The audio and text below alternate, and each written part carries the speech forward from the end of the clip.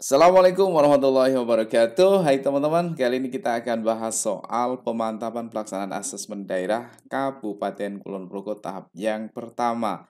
Mata pelajarannya adalah literasi numerasi kelas 9 dilaksanakan Selasa 20 Februari 2024. Waktunya 120 menit, soalnya ada 40. Berarti setiap soal jatahnya 3 menit. Teman-teman harus bisa memanfaatkan waktu yang sedikit ya.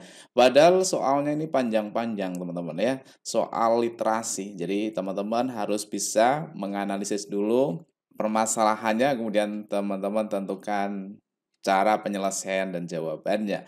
Oke teman-teman, langsung kita bahas ya, kita mulai dari nomor satu.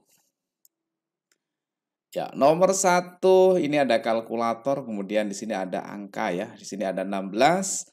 Kemudian kita baca dulu. Tono melihat kalkulator ayahnya tergeletak di meja. Dia penasaran dengan bilangan yang muncul di layarnya. Kira-kira tombol yang dipencet ayah Tono sehingga menghasilkan bilangan yang terlihat pada kalkulator adalah... Nah, di sini ada 16 ya. Jadi kita harus ngecek satu-satu teman-teman ya. Dari A, B, C, D ini mana yang hasil akhirnya adalah 16. Oke, kita cek ya.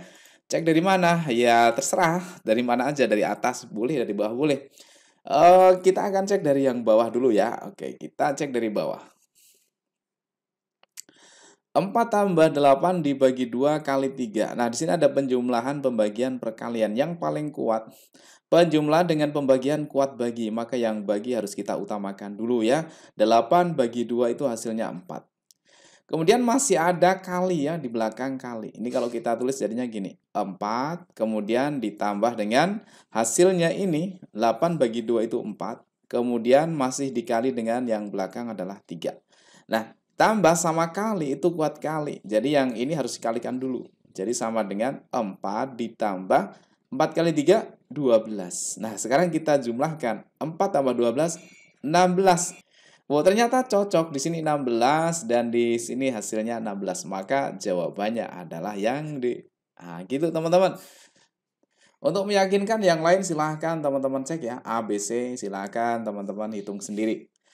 Oke, langsung kita lanjut soal nomor 2.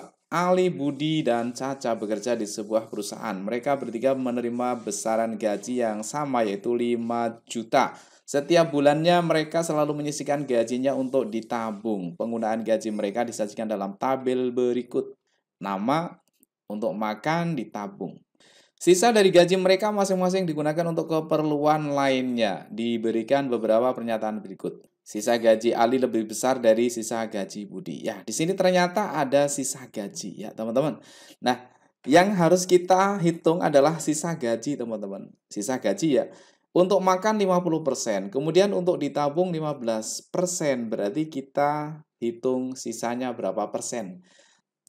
Nah, total gaji itu kan 100% ya. 100 kalau dikurangi 50 tinggal 50%. Nah, 50 kurangi 15 itu tinggal 35%, teman-teman. Ya. Ini kalau kita jumlahkan totalnya jadi 100%. Ya. Oke, bisa dipahami ya? Nah, sekarang kita hitung yang Budi ya. 40 tambah 20 itu 60. Berarti 100 kurangi 60 itu tinggal 40%. Jadi, sisanya untuk yang Budi ini 40%. Nah, sekarang kita hitung yang Caca. 60 tambah 12 setengah berarti 72 setengah ya. 100 dikurangi 72,5 berarti berapa teman-teman ya? 27,5 ya, 27,5%. Nah, sekarang tinggal kita lihat. Sisa gaji Ali berarti yang pertama ini ya, lebih besar daripada sisa gaji Budi. Budi itu yang kedua. Nah, benar apa salah? Salah ya. Ali itu lebih kecil daripada Budi, bukan lebih besar. Berarti yang nomor satu ini salah. Oke. Nah, teman-teman langsung kita lihat pilihan gandanya. Kalau nomor satu salah, berarti jangan sampai teman-teman jawab yang A sama B. Ya. Kemudian yang nomor 2 nggak perlu kita cek, karena udah pasti benernya. Tinggal kita cek nomor 3 atau nomor 4. Pilih salah satu aja. Oke, sekarang kita cek nomor 3 ya. Sisa gaji Caca lebih kecil dari sisa gaji Ali. Caca itu 27,5. Kemudian sisa gaji Ali itu 35. Lebih kecil. Berarti bener dong, ya kan? Oke, kalau gitu jawabannya adalah yang C, ya kan? Oke, teman-teman, lanjut soal nomor 3 ya. Ini perhatikan peta provinsi DIY berikut. Nih ada gambar petanya. Nah, kita lihat ya. Dengan perhatikan peta di atas, perhatikan pernyataan berikut. Pada peta, jarak Yogyakarta Wonosari adalah 9 cm. Maka jarak sebenarnya adalah 40 km. Bener nggak? Oke, kita langsung bahas aja ya. Nah, di sini yang paling penting itu adalah ini teman-teman, skala. Skalanya diberikan adalah 1/400.000. Nah, sekarang kita cek nih. Kalau di peta itu jaraknya 9 cm, apakah benar jarak sebenarnya 40 km? Ya, kita cari ya. Kita cek yang nomor satu ya, teman-teman. Kita cek di mana nih? Di bawah sini ya, bentar. Kita naikkan dulu. Oke, kita cek yang nomor satu ya. Kita akan mencari jarak sebenarnya ya. Jarak sebenarnya itu rumusnya adalah jarak pada peta atau 9 cm ini kemudian dikalikan dengan skalanya. Di sini 1/400.000 berarti dikali dengan 400.000 atau sama dengan 3600000 cm ya. Ini satuannya masih senti.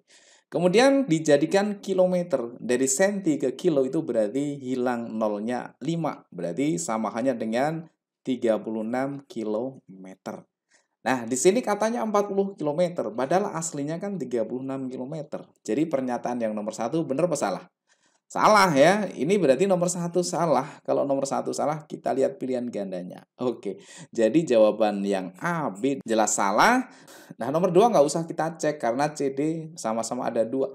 Yang kita cek nomor 3 atau nomor 4. Kita cek nomor 3 deh ya. Nomor 3.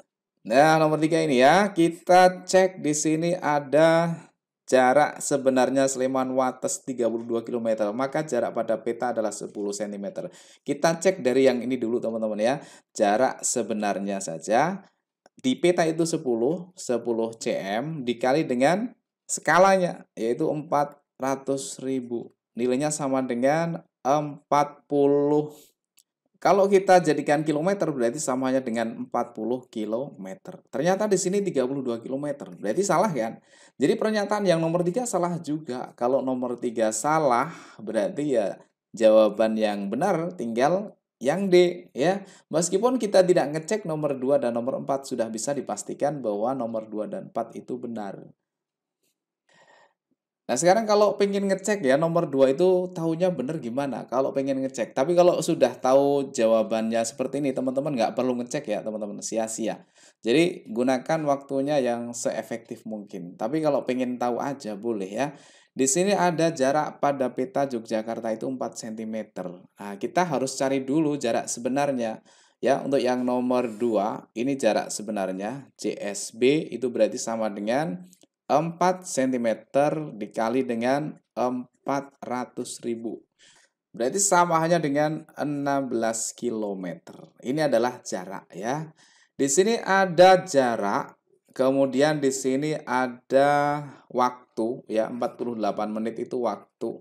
Kemudian di sini ada kecepatan. Nah, teman-teman harus tahu rumus jarak, waktu dan kecepatan. Rumusnya apa, teman-teman? Ya, rumusnya adalah Jokowi ya. Jarak sama dengan kecepatan kali waktu.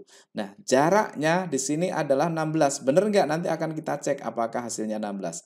Kecepatannya di sini 20, kemudian dikali waktu.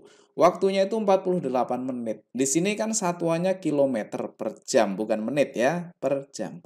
Nah, 48 menit itu kalau kita buat jam, itu kita bagi 60. Karena 1 jam itu 60 menit. Ya, jadi samahannya dengan 48 dibagi dengan 60. Ini sudah nanti satuannya jam ya.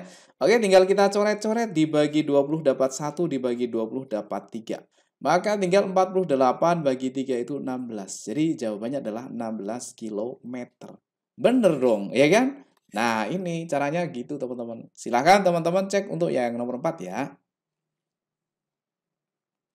Oke, sekarang kita lanjut soal nomor 4. Sebuah mobil ingin menempuh jarak tertentu. Diberikan grafik perbandingan antara waktu yang diperlukan dengan kecepatan rata-rata mobil tersebut. Diberikan beberapa pernyataan sebagai berikut. ada kecepatan rata-rata, kemudian di sini ada waktu, kecepatan, ada jarak. Ya, jarak yang ditempuh mobil tersebut adalah 150 km. Kita cari yang mana dulu? Kita cari yang jarak dulu aja teman-teman ya. Jarak, rumusnya apa tadi? Jarak, Jokowi ya. Jarak adalah kecepatan kali waktu. Berarti jarak sama dengan kecepatannya itu yang ini ya. Kecepatan bisa 30, 36, 45, 60, 90, bebas teman-teman milih. Ya. Sekarang kita misalkan pakai yang ini ya, titik di sini. Titik di sini itu berarti kecepatannya 30 ya. K-nya kita ganti 30, kemudian dikalikan waktu. Ya, waktunya di sini 6. Berarti 30 kali 6 sama dengan 180.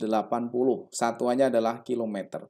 Maka jaraknya adalah 180 kilometer. Kita lihat di sini ternyata jaraknya 150 kilometer. Berarti salah dong ya. Nomor 3 salah. Kalau nomor 3 salah, jawaban A salah, jawaban C juga salah. Nomor 4 nggak perlu kita cek nomor 1 atau nomor 2.